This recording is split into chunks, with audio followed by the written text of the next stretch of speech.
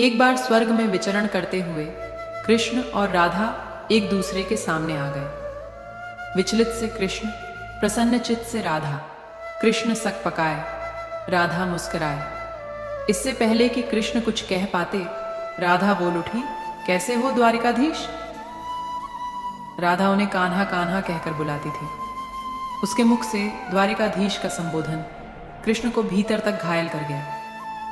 फिर भी किसी तरह अपने आप को संभाल लिया उन्होंने और बोले, राधा, मैं तुम्हारे लिए आज भी कान्हा हूं। तुम तो मुझे द्वारिकाधीश मत कहो, चलो बैठते हैं। कुछ मैं अपनी कहता हूं, कुछ तुम अपनी सुनाओ।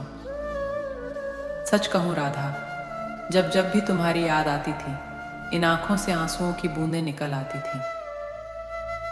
राधा बोली, मेरे साथ ऐसा कुछ नहीं हुआ। न मुझे तुम्हारी याद आई, न आंखों से आंसू बहा, क्योंकि हम कभी तुम्हें भूले ही कहाँ थे जो तुम याद आते। इन आंखों में तो सदा तुम ही थे, कहीं आंसुओं के साथ निकल ना जाओ, इसलिए रोते भी नहीं थे।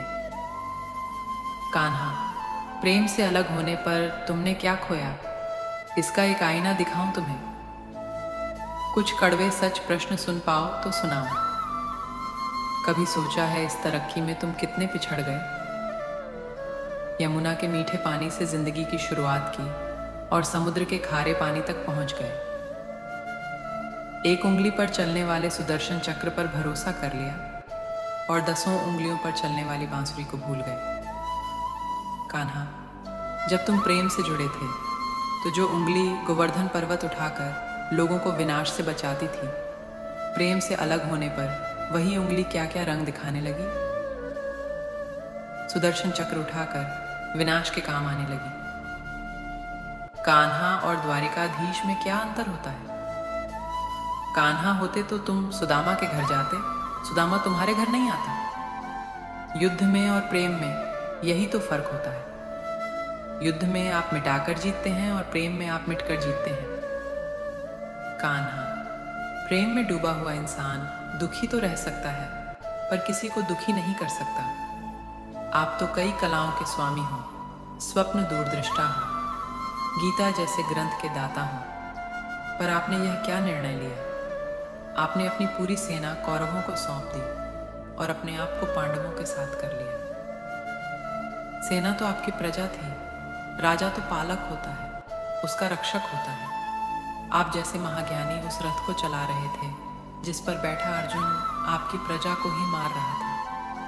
अपनी प्रजा को मरते देख आप में करुणा नहीं जगी, क्योंकि आप प्रेम से शून्य हो चुके थे।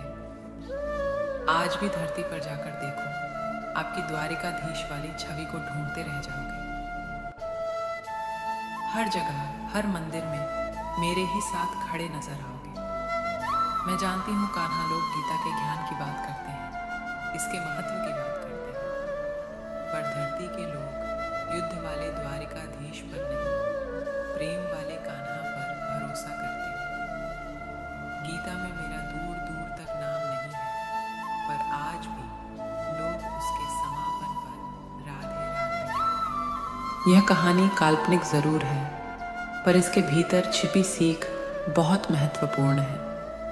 श्री कृष्ण के पास कभी किसी प्रश्न का उत्तर न हो, ऐसा तो हो ही नहीं सकता, परंतु राधा द्वारा लगाए गए प्रश्न चिन्हों पर कान्हा मौन रहे। यही तो है प्रेम में समर्पण का भाव।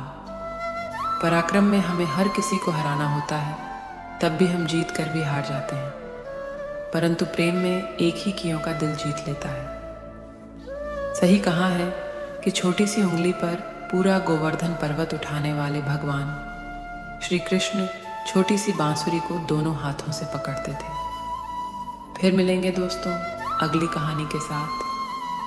तब तक के लिए अपना ख्याल रखना और हमेशा मुस्कुराते रहना। वीडियो अच्छा लगे तो वीडियो को लाइक करें और चैनल को सब्सक्राइब ज़रूर करें। जय श्री राधा कृष्ण।